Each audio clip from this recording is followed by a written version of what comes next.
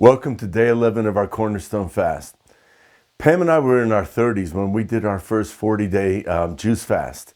And it was very challenging. But let me tell you a little bit about our personal history. Up until that point, I had suffered severely with allergies every fall.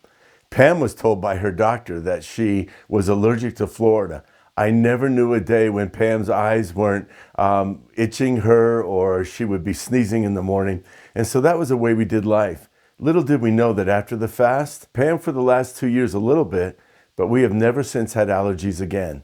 Now what happens during a fast? What happens is if you would picture a bucket in your body, and in that bucket there are things that trigger you to have an allergic reaction.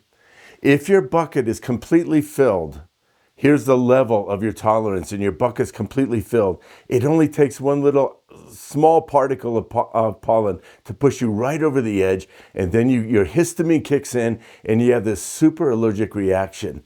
What happens during a fast through the detoxification process is that your bucket of things that stimulate allergic reaction, it just gets lower and lower and lower.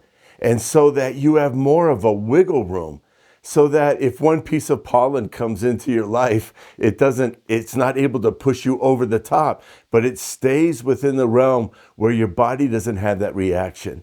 Now, I just want to say this, that's what's going on physically. What goes on spiritually is the very same thing. I've heard people say, like, during my fast, suddenly I was experiencing anger that I hadn't experienced before. Well, what happens is we realize that when we just do life regularly, we don't notice it. But when we fast, it doesn't take much to take things that are just under the surface and cause them to trigger us into a reaction. Some people have said, someone I forgave a long time ago, suddenly it came up again, and it's obsessing. Why? That unforgiveness just below the surface. When we think about someone says, man, I'm feeling trauma. There was traumas I had in the past, never felt them, dealt with them. Now I'm fasting and feeling those effects of trauma.